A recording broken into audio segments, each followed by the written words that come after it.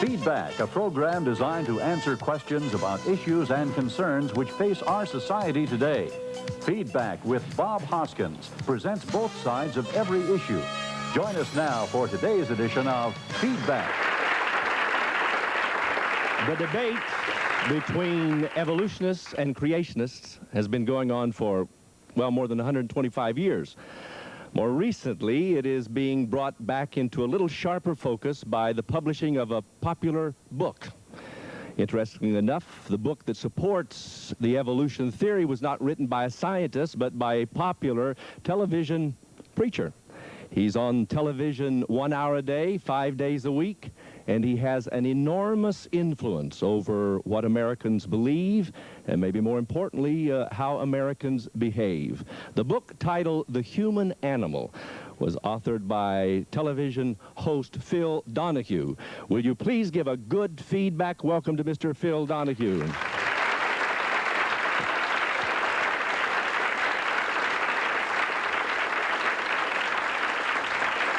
And may I say, Phil, thank you for coming. I read your book. I thoroughly enjoyed it. I found it chock full of enormous research and just incredible kinds of things. And obviously from reading the book, you truly believe that man is, I think, what you call the super deluxe model of animal that has descended down through the evolutionary process, right? That's true. I think man is a part of what I believe to be a divinely inspired outline or architecture of creation. I don't think we are a separate decision by God. I think my appreciation for God and my wonder about God is enhanced by the limited, and I must say to you, I cannot present myself as a scientist, the limited understanding and appreciation I have for evolution. So you, let's get right here at the top. You don't, you're not an agnostic. No. No. Oh, no, I don't. You believe you see God in the evolutionary process. I do. Yeah. In fact, I think he breathes more fully and in a more meaningful way for me. As a matter of fact, I think you said somewhere God is complemented. I think Charles Darwin's theory flatters God. Yeah. Well, it might surprise you, or maybe on the other hand it doesn't surprise you, that there's still a lot of unbelievers out there. It doesn't surprise me. And among those unbelievers, there are a few scientists. I want to introduce Dr. Duane Gish. He is, I guess, an authority on this subject of creation science and evolution. He is the author of several books, including one called The Challenge of the Fossil Record. Will you please welcome Dr. Duane Fish?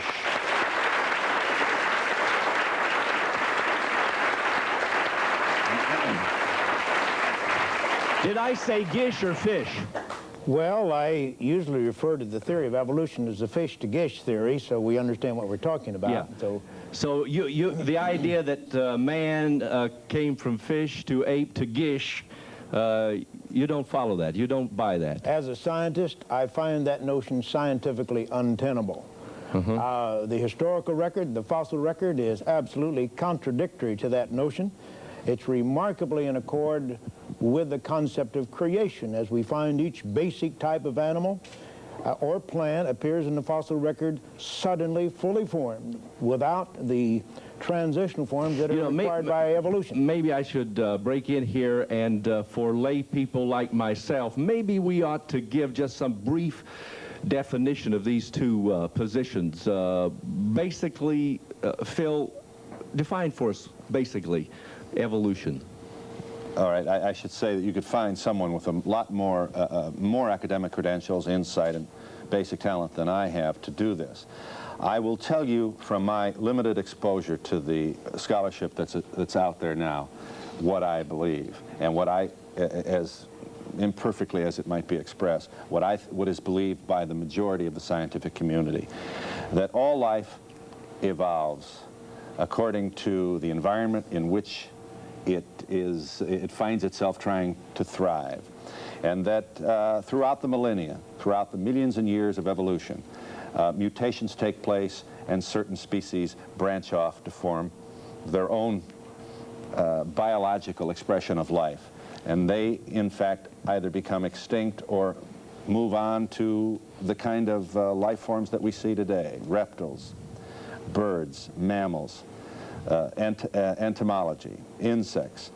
And somewhere along the way happened the single most magnificent natural selection of all, the human animal. Our brains are the Hall of Fame natural selection. There is nothing else in all of creation, as far as we know, that is quite the same, quite as majestic, quite as awesome as is the human brain. Our ability to imagine, to foresee, to see ahead. I think that itself reflects the presence of the divinity and the evolutionary story. Let me get back to Duane, and how do you describe the creationists? Well, the creation scientist says, based upon the scientific laws and processes which now govern the universe, that it's absolutely physically impossible that the universe could have created itself, that life could have arisen spontaneously on this planet. I didn't say that, Doctor. I didn't say that. Please, I'm going to have enough trouble in this audience. Please don't argue against something I didn't say. Well, I'm talking about the theory of evolution. I don't think life created itself. Okay, tell me what you as a creationist believe happened. Yes. Not right now countering what Phil has said. You see, we have to state what evolutionists In other words, believe. how did man get here, in your opinion? How did life begin? Man was created as man. As a whole man. That's correct. And life was created. It did not evolve through some combination of physical and chemical processes which are still operating today, as evolutionists maintain. That's physically impossible. It could not have happened even if the Earth were billions of times longer than 5 billion years. And the evidence indicates... But Duane, you have probably the preponderance of scientists across the world that disagree with you, that believe, as Phil believes, that this did happen in that way. That's correct. And isn't the majority, shouldn't the majority be ruled correct? Absolutely not, because the majority has been shown repeatedly to be wrong in science. And we've got to remember, and this is very, very important, Bob, as Theodosius Dobzhansky, one of the world's leading evolutionists, said, the philosophy that dominates our scientific establishment, our biological establishments, is that as a materialist, mechanistic philosophy, and that guides their thinking. You see, to a scientist, now, Phil, in his book, quotes repeatedly Stephen Jay Gould of Harvard University. Yes. That's his leading authority. Stephen Jay Gould is an atheist. He has no choice. He must believe in evolution.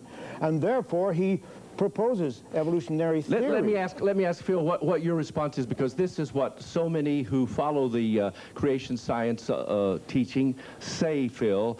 They say, well, evolution is really sort of the result of agnostic atheists who didn't want to believe in God, and so they've sort of invented this Grimm's fairy tale. Right. Well, you've got a lot of that in your book. That I think creationists are saying, if I were God, that's not how I do it.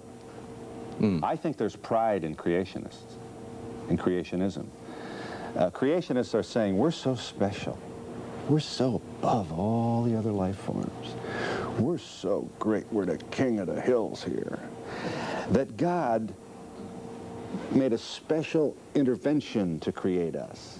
All those other lower lives, all these other kind of stupid life forms out there, we're the best. The irony is that our value and our ability to know God and to work and to act in His name, in my view, is enhanced by the research that's out there and that enables us to appreciate how we are a part of the rest of God's plan for life. From the book, Phil, you somehow feel, correct me if I'm wrong, but somehow I get the idea that you feel that if we all accept the evolutionist theory of creation, that it is going to have some enormous effect on our behavior. It'll make a great difference in our behavior. I think to accept our place in what I believe, I do not insist everyone agree with me, in what is for me a personal conviction that this is divinely inspired. Yeah. I don't think this is an accident. Yeah. I am impressed with the universe. Wow, all these bodies flying around, the orbits, the order of the universe. What a magnificent, to see God in a grain of sand. I think enables us all, encourages us all to explore further what it is we already know, and we should turn our children on to this. Would you say, go ahead, Bob, Duane. I have two comments here. Phil has stated his belief this is a marvelous universe, a tremendously complex universe.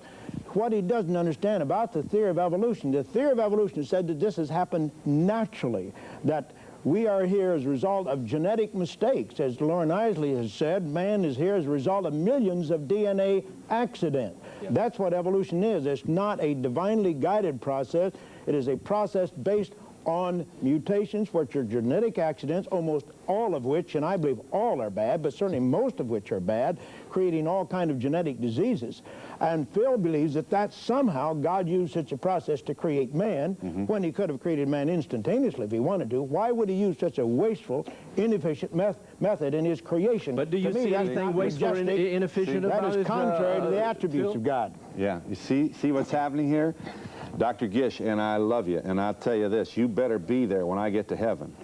I think what you're saying, you are making my point. You are saying if I were God, I wouldn't do it this way. You're saying I, Dr. Gish, have a more efficient way to do this. Why did God waste so much time? How come he took all those millions of years? Why didn't he just go Zappo and there we were? Why would he use millions and millions of genetic accidents, genetic mistakes, which are harmful, which have led to this so-called struggle for existence, and all of that sort of thing, and all of this to create. Okay, it just seems to me inconsistent. I want to get this audience. This audience, they're rabid out here. They're waiting to go. Good. Yes. Mr. Donahue, before we get off onto this, I like to keep things in order too. I needed to know, first of all, did you use the Bible as one of your sources of research? And how do you feel about the Bible as God's holy word? I think the Bible is a very important book. I think it's a very valuable reflection of the histories of civilizations. And I respect very much the millions of people who see the Bible as God's word. I happen to believe that the Bible, like our newspaper, is the attempt on the part of finite men to record what they believe to be God's will. And I respect... You don't believe then, Phil, that the word was divinely inspired to man? I don't happen to believe that this book is absolutely, without qualification, everything that God intends for us. Not because I think God would purposely dupe us, but because I understand the finite nature of the human animal, and that however high the purpose in sharing with me God's will, when we send it through a human being, we are inevitably going to set ourselves up for certain misunderstandings and errors. I ask you to respect my interest in continuing the pursuit, in asking questions, in wondering about the universe, without being considered somehow alienated from God. And I promise you, I will never get in your way, in your interest in believing that it is the divine inspired Word of God. Well, I would certainly support and encourage you to research. But onto your point that creationists are too proud, I feel that they are really humble in that they are willing to look at what Jesus said. He said in his parable of Abraham and Lazarus that if people won't believe what Moses told them, he said they have Moses. If people won't believe what Moses told them, they wouldn't believe it if someone came back from the dead and told them things of God. Right. Now in Genesis, Moses said 10 times on one page and 3 or 4 times in one verse, I counted it once, that living things were created according to their kinds, with seed in them, each according to their kinds, and that you won't expect any transitional forms. And when Mr. Gish produces that evidence from evolutionist literature, I think it's pretty convincing. Yeah, you want to respond to that, Phil, or you want to... No, I accept his, his okay, conviction. If it's true, the evolutionary point that we are the product of 10 million years of evolution, okay? More than that. A lot more than that. Whatever it may be. Where are the transitional forms in the fossil record then? There should be tens of millions of evidences, you know, in the fossil or the rock record. Where is it? Well, there are gaps in the fossil record. There's no doubt about that. Yes, there are gaps, and these gaps are enormous. Let me point out one gap. What do the gaps Phil. prove? Let me tell you. We have a great variety of complex invertebrates, sea urchins, sea cucumbers, sponges, and things like that. Right. And we have fishes. Right. Now, the evolution says that one of these invertebrates evolved into fishes during 100 million years of time. Right. That would have left billions times billions times billions of intermediate forms. Mm-hmm. Where are Our they? museum should be just loaded with these intermediate forms, but we've never found one. Every major kind of fish we know anything about has had its origins firmly based in nothing. All of a sudden, we have fishes. Yeah. Now, if evolution is true, why, in all that 100 million years of evolution, do we have a trace of an intermediate form in the fossil record showing what invertebrate evolved into fishes and how that evolution took place? There's a huge gap, a mammoth gap, and it's characteristic of the fossil record. Duane, is that primarily the subject of your book? That's primarily the subject gap of my in the book, fossil Evolution, record, the yeah. Challenge of the Fossil Yes, ma'am. Record. I was going to address the same issue. It sort of ties into the same thing. But first of all, Phil, welcome to South Florida. Thank you. I religiously watch your show. I'm pleased to know that. And in spite of what you say about us Bible believers, sometimes we still love you. I appreciate you Okay, saying so. I wanted hope you I to have know. not indicated that I don't love you. Okay, well, we do love you. Just wanted to ask, why isn't there some evidence of a transition between species that's going on? Why don't we even see that? Of course, not just in the fossil record.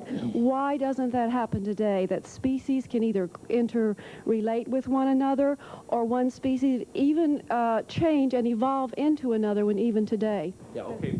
Phil? Well, I think what we have is there's no doubt about it, there are gaps in the record.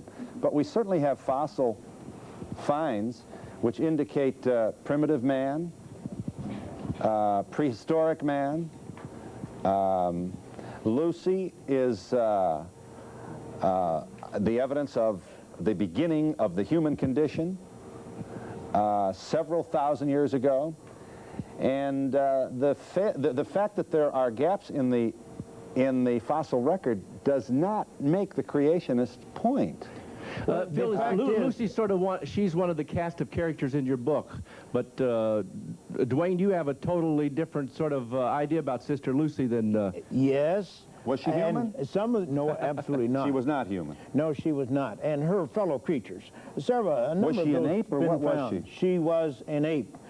Now, the consensus, I agree with Phil, the consensus among evolutionists was that Lucy, although she was ape from the neck up, she walked erect in the human manner.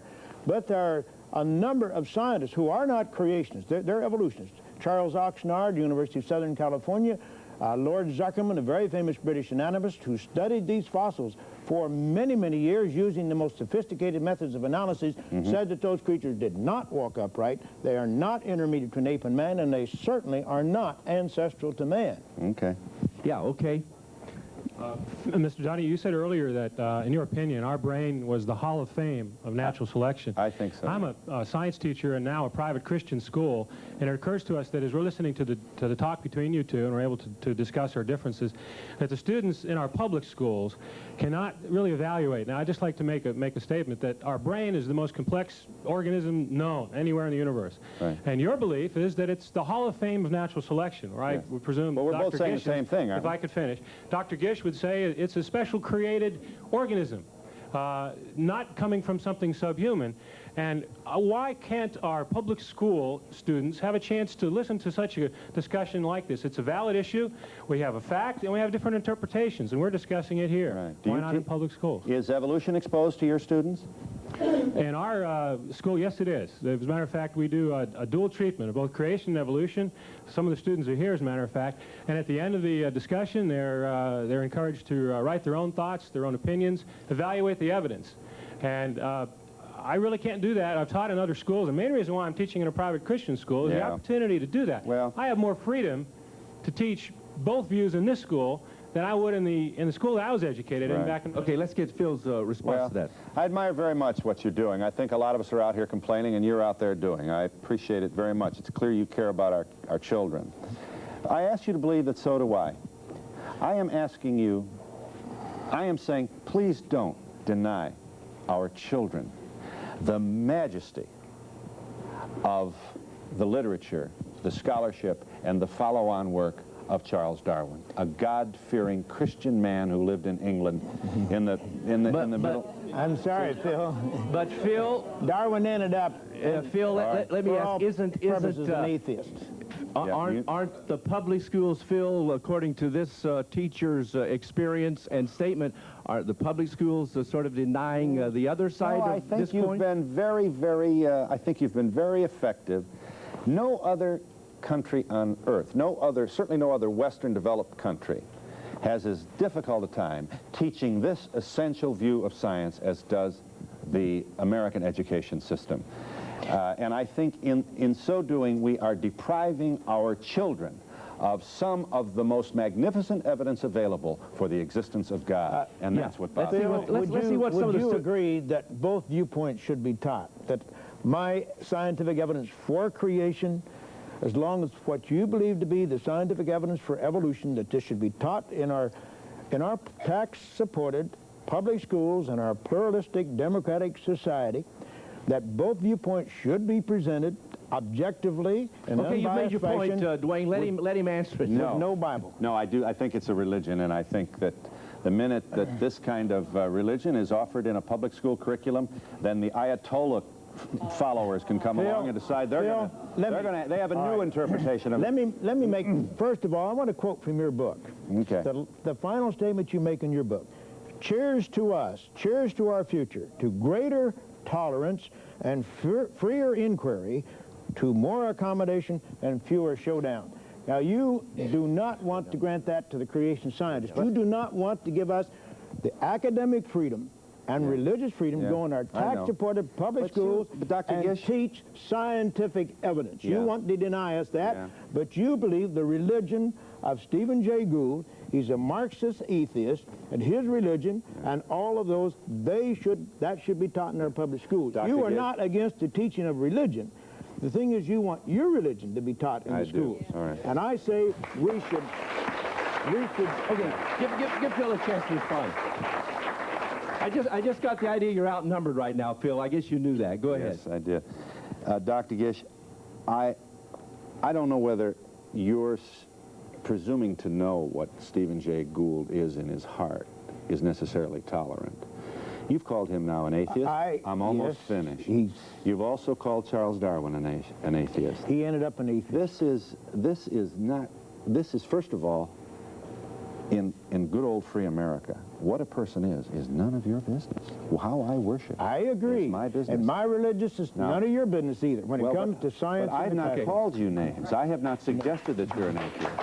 I've not suggested that somehow you're separated from God. But I haven't set myself up Phil, on this lofty you said you didn't want my platform. religion taught in the schools. I don't want my religion taught in the schools either. I don't want teachers to go in the classrooms and teach the book of Genesis or to teach the Bible. I don't want that. First of all, I wouldn't agree with the way they teach it, mostly. Right. Okay. But, and furthermore, I do not want the philosophy and religion of these evolutionists. Wait a minute, Duane. You said you don't want Genesis account taught in the school. Is that what you said? That's right. Okay. I want the scientific evidence that supports creation to be presented in a fair and unbiased manner, along with the evidence for evolution. Okay. That's all we're asking. I want to pick up on that because I think that's an important area for us to cover. Sure now. Let me. Wait a minute. We're going to take a short break. We're going to take a short break, and I promise you I'll give you the first chance. Okay. I promise you I'll give you the first chance. We'll be right back in just a moment.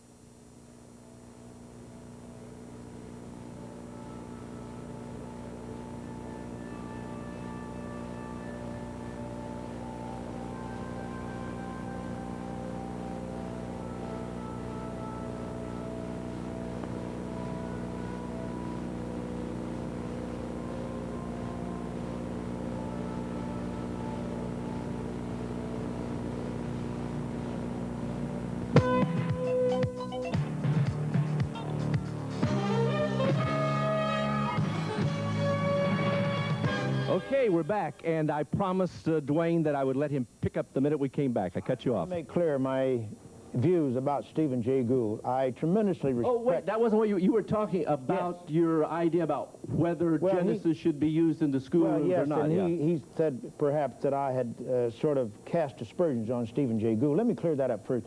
I highly respect Stephen Jay Gould. He has a brilliant mind. Don't call him an atheist, then, Dr. Gish. He is... Don't do that. Well, he stated that. That's none of your business. Well, no, he hasn't stated that.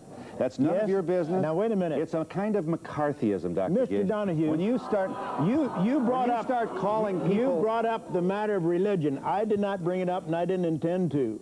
But when you say that we're trying to teach our religion in the public schools, I must then refer to the religion of the evolutionists. Okay. And Stephen Jay Gould, in one of his technical publications, said that his particular view on evolution perhaps was influenced by the fact that he had been raised as a Marxist on his daddy's knee. He put that in the scientific literature, and it's public, you see. So I'm not bringing up anything that's not public. Okay, let's get the audience back in here. But I respect Stephen Jay Gould and his ability as a scientist. What bothers me the most is the fact that you're talking about the gaps. I mean, if we've been in existence, or life has been in existence for millions of years, is it not true that we've only had several hundred years to investigate? I mean, is it not true that we're still discovering? Yes, it is. I think you admit that, don't you, Phil? Oh, I think there's this much to know, and we know this much. So how is it possible that we're able to determine from the gaps, or the lack of gaps, where we've come from? What you mean in spite of the gaps? Yes. Yeah, go ahead, Phil. What is it that you want to believe? What makes you feel good? How do you think this all happened here? How did we get to be here, this magnificent life form, this species known as Homo sapiens sapien? What a wonderful thing we are. I mean, think about us. We are something. Correct. Now, how did we get here?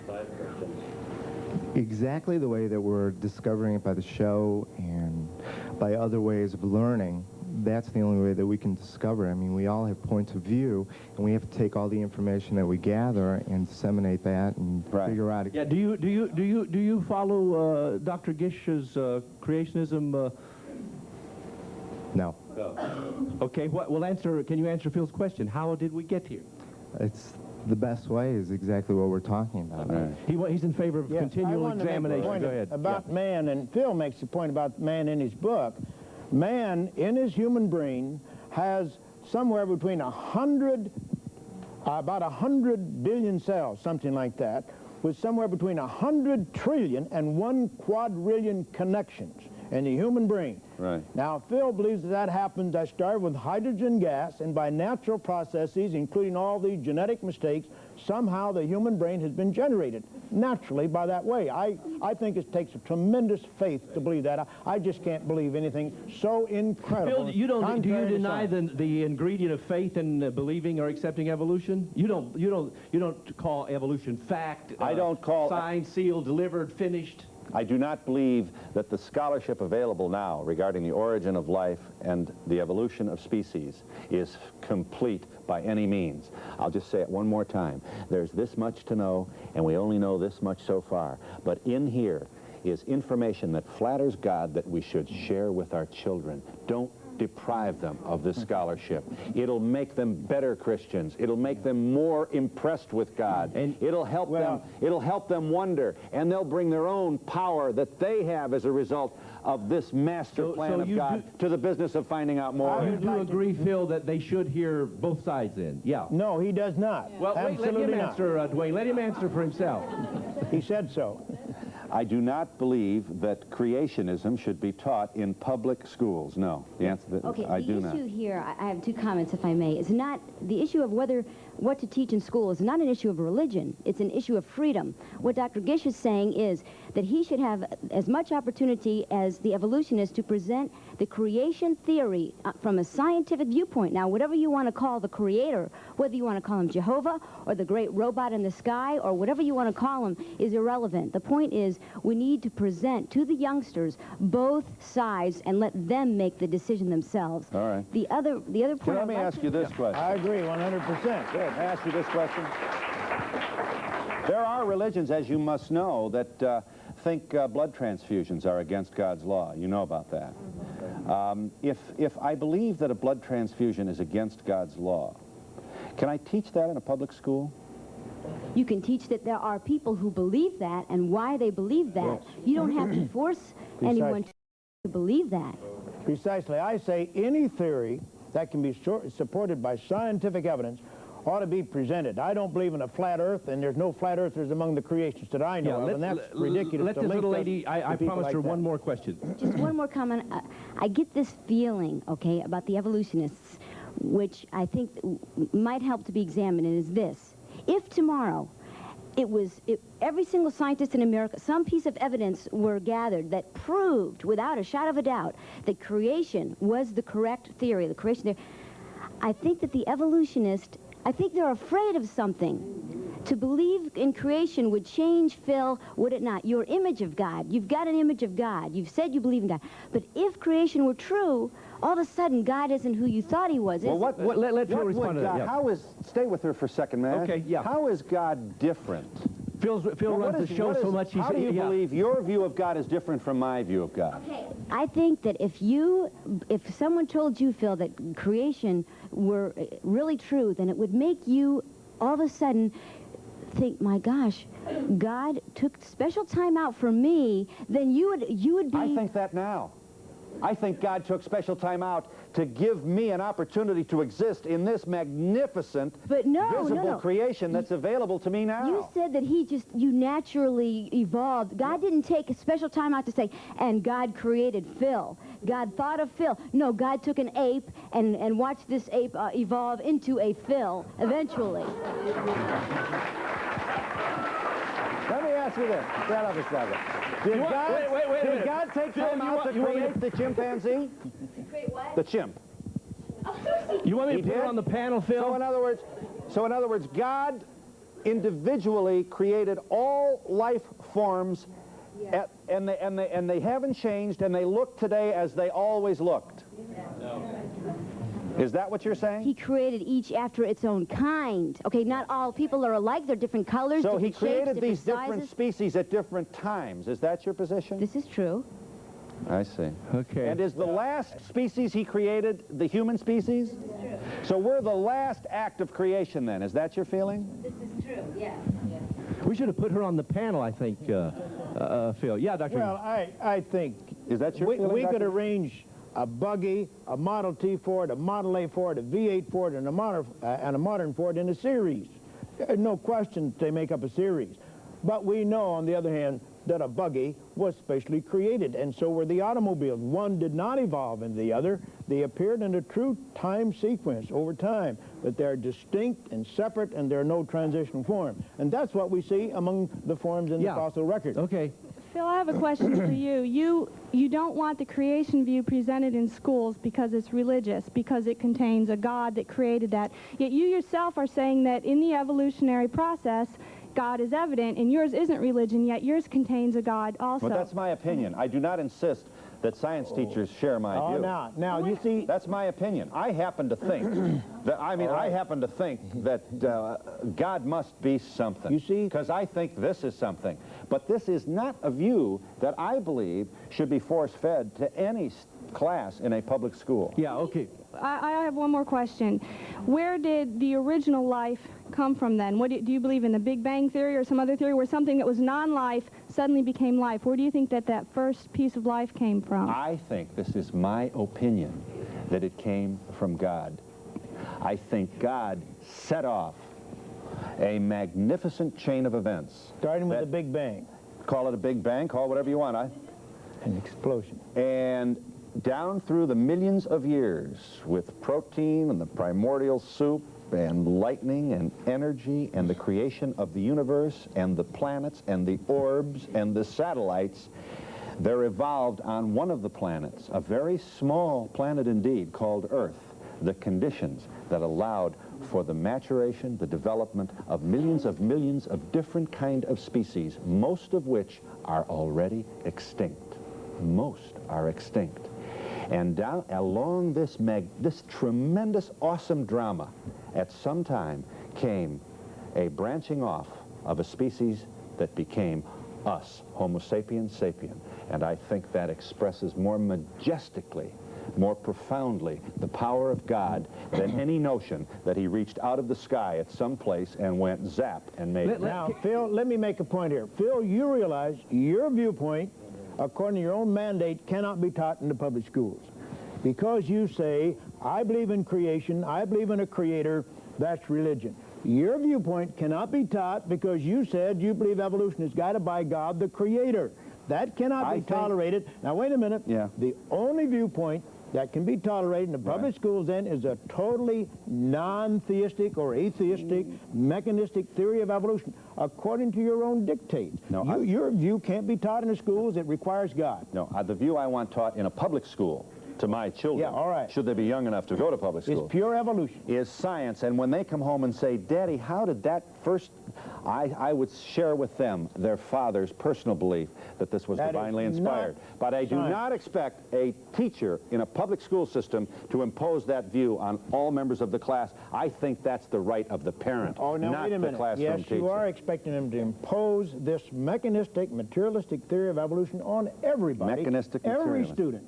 You are not permitting that student to hear the scientific evidence for creation. And there's a tremendous Let me get this little lady here, for creation, but you don't want that taught. You just got asked a question about how life came into being. Right. Well, you really never answered that question. You said, okay, well, it came through the Big Bang or whatever, but how do you really think that it came into being? If you say you believe in God, then what? I'm not sure.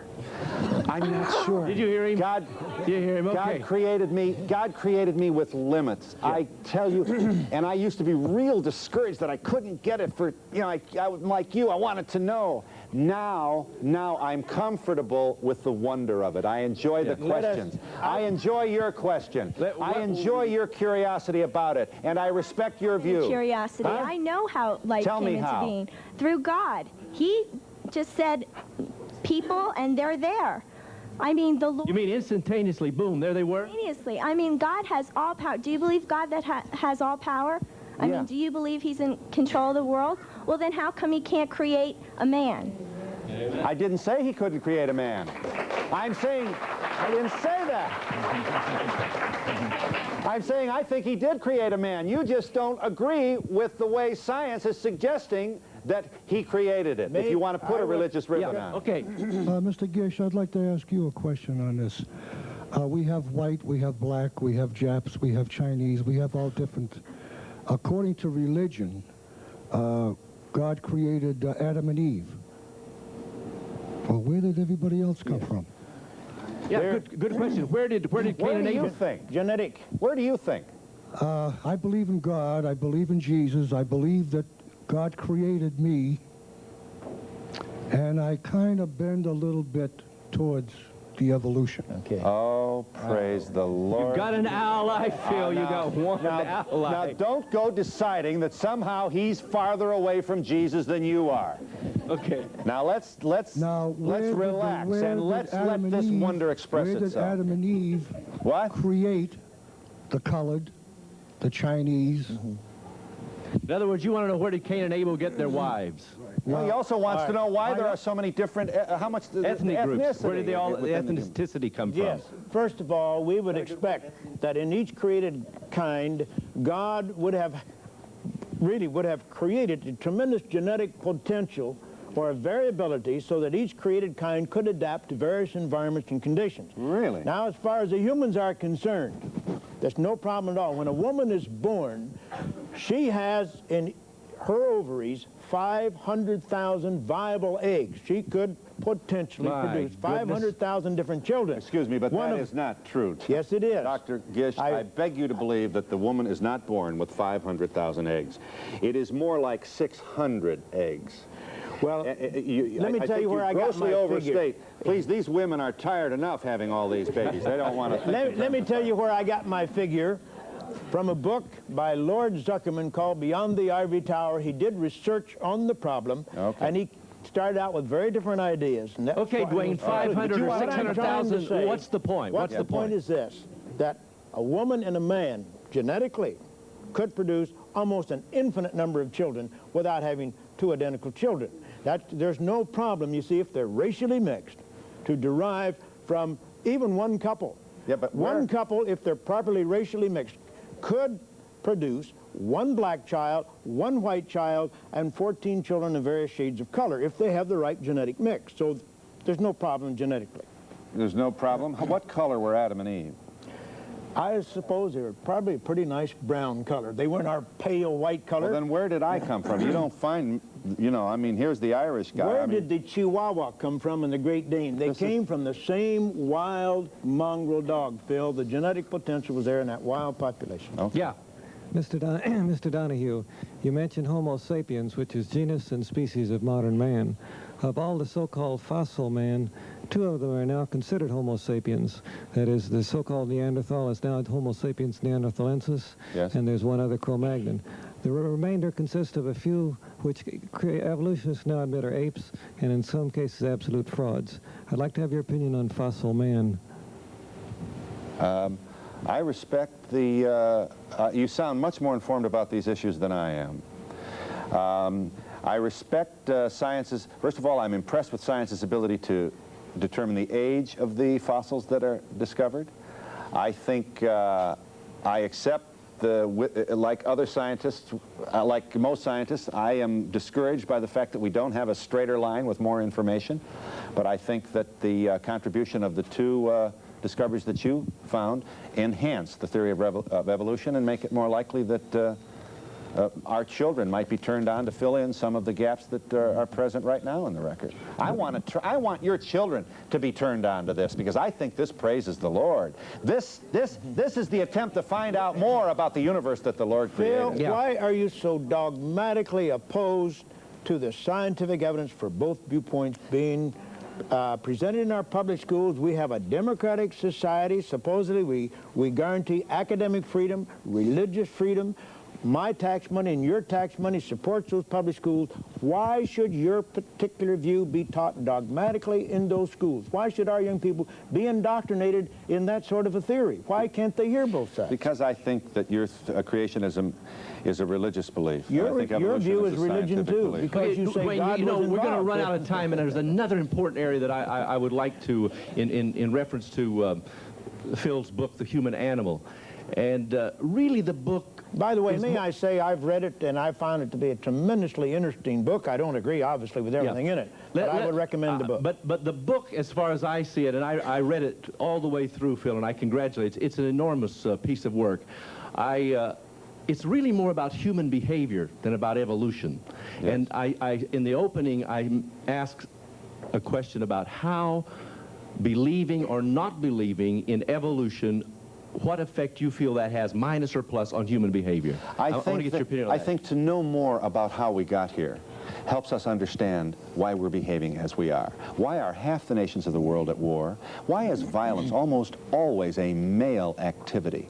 Why are we getting along so badly? What is paranoia? What is racism? Why are our children becoming so alienated from us? What's the best way to raise a child to appreciate the world around him, to be able to manage his anger, to know how to laugh, to know how to cry, to know how to use all of the gifts that the human animal is entitled to have, because in my view, that's the way God planned it. Why are we smashing our intelligence, our vision, our imagination? Let's allow our children to wade right through this big door that was opened for us by Charles Darwin in 1859. Let them see what's behind them. Trust me, they will not become atheists. If anything, they'll become more impressed comment on that, with the majesty of the Lord. Can I comment on that, please? Yeah, Duane, but let me read one thing sure, for Phil. It's from, what do you have to help me? Dobzhansky. Is that right?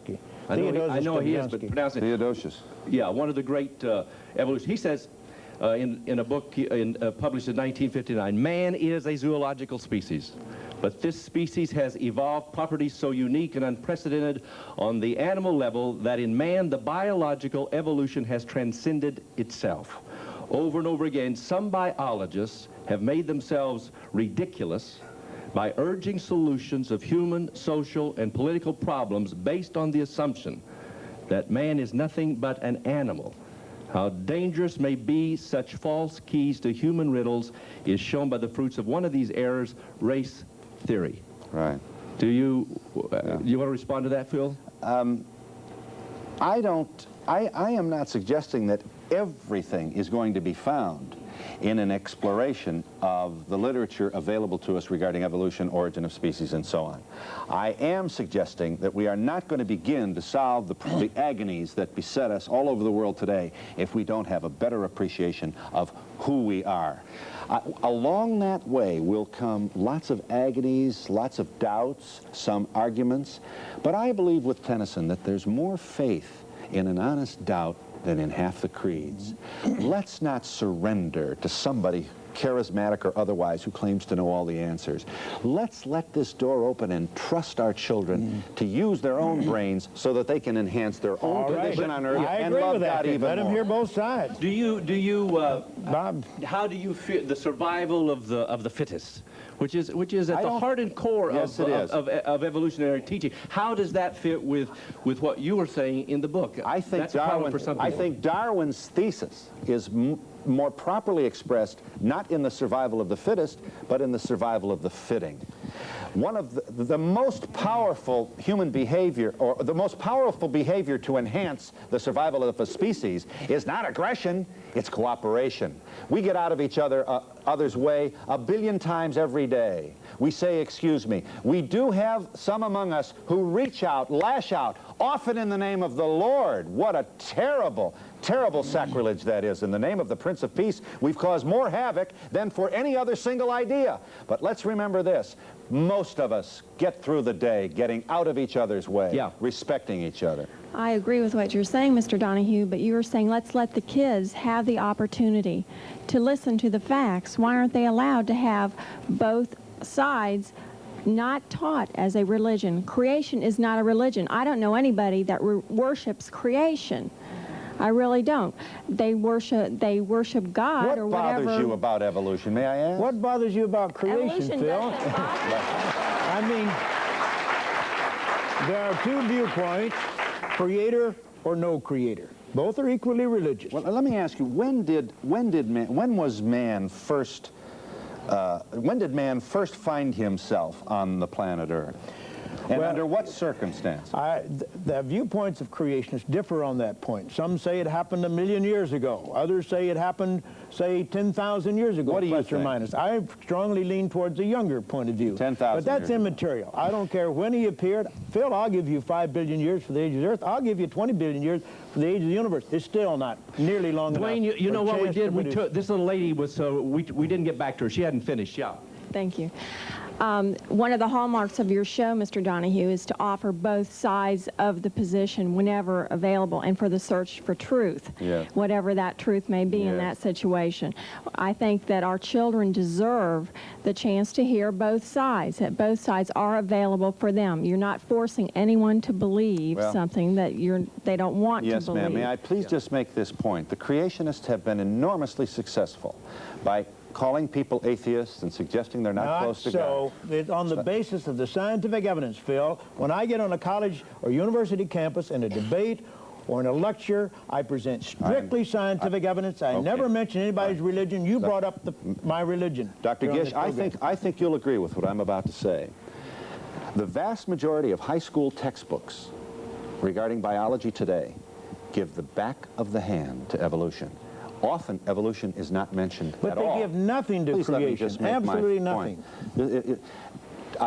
A biology textbook without evolution is like a physics textbook without Einstein. Not to expose your child to the vision and the wisdom of one of the most important contributions in the history of science on the origin of species is to deny your children a real look into the face and the glory of God. But I don't think this crowd is saying deny the one. But they are, though, They're Bob. saying make available That's my both. point. No, that's not Take true. a look at the textbooks. No, sir. Darwin is ignored, and you have got publishers so intimidated that they don't want to put a textbook out that says Darwin in it. They're afraid you'll boycott them, and you have been enormously successful. Listen, Phil, let me tell you what we want.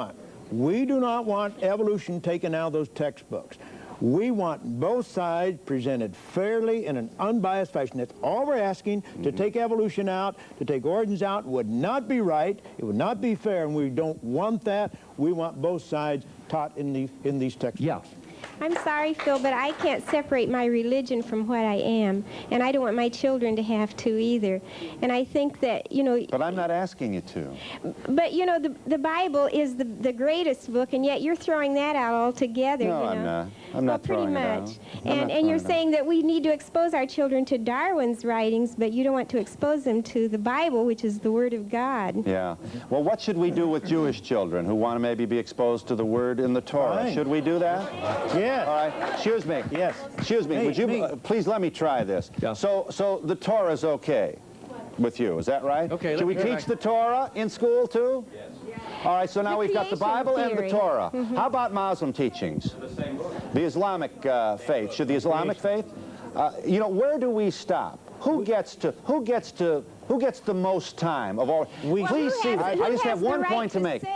Protecting the public schools. We don't want religion in the public schools, Phil. We're not asking for that. We don't want the book of Genesis. We don't want Islam. We don't want anything taught in those schools. Well, that's not what you Navajo Indians, we want the scientific evidence for creation presented. And all I'm asking you to believe, I'd like you to believe, and I'm off. Just let me.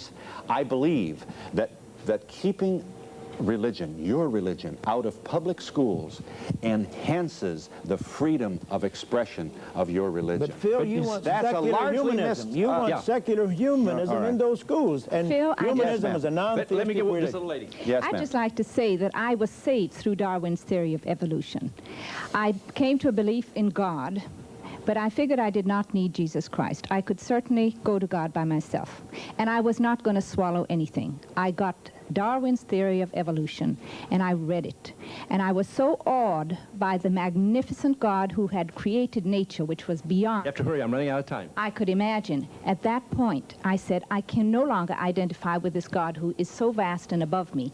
At that point, I researched Jesus Christ. Yeah. And I saw that he lived on a level which was far superior to mine. And did you reject Darwin then? Of course not. But I have rejected evolution for one reason. Until they find that missing link, I'm not going to accept it. Okay. And I would like you to discuss about the evolution, the lack of evolution of speech. Yeah, we don't have time to open up any new areas. No evidence for I that want to thank you, Dr. Duane Gish, for coming and sharing with us. Thank you very much. And I think we ought to give Mr. Phil Donahue a special round for coming into the lion's den, as it were. Thank you. Whether you agree with his position or not, he's a brave man, right? Okay. And I'll be right back in just a moment. Don't go away. I'll be right back.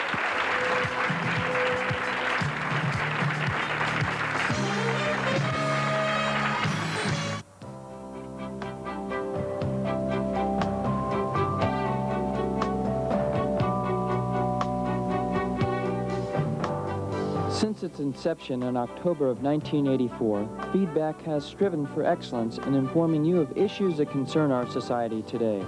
In recognition of this, Feedback has received 2 Angel Rim Awards for its excellence in the media, one for its program Homosexuality in the Church, and second for its program Suicide. You are invited to be a guest in our studio audience whose participation is vital to the continued success of Feedback.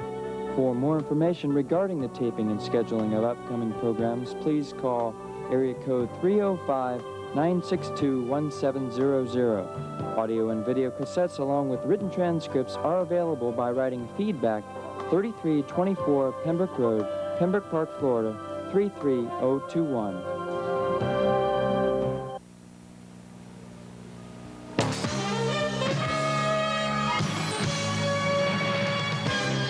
It is said that the Kaiser Wilhelm stood one day before a classroom filled with children, and pointing to a flower in his lapel, a ring on his finger, and a bird flying past the window, he asked the school children to which kingdom each of those belong, and they answered for him vegetable, mineral, and animal.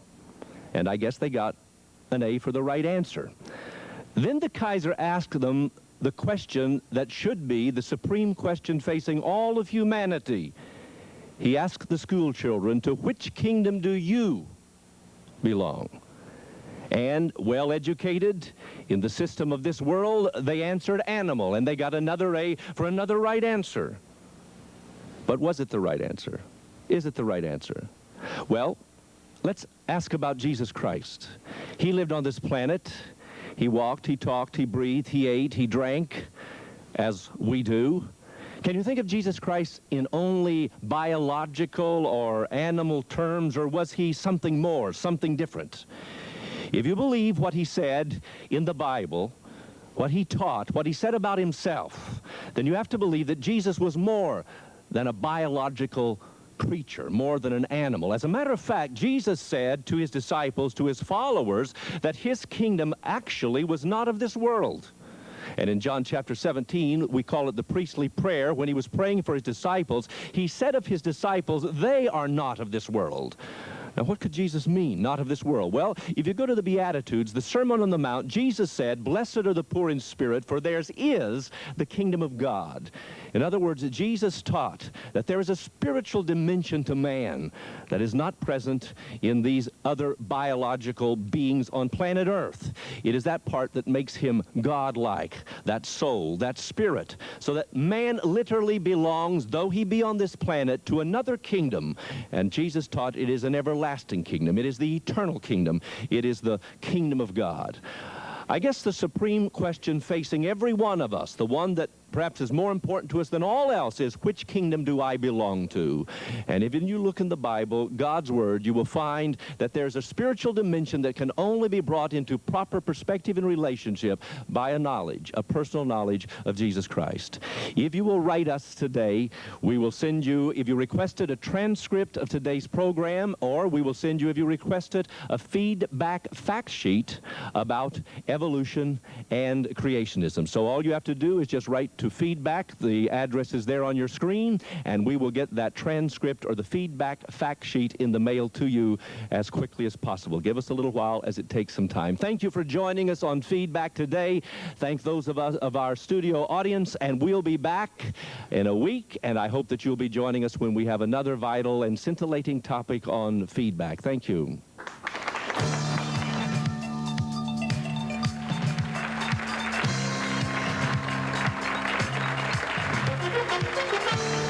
Thank you for joining us on Feedback.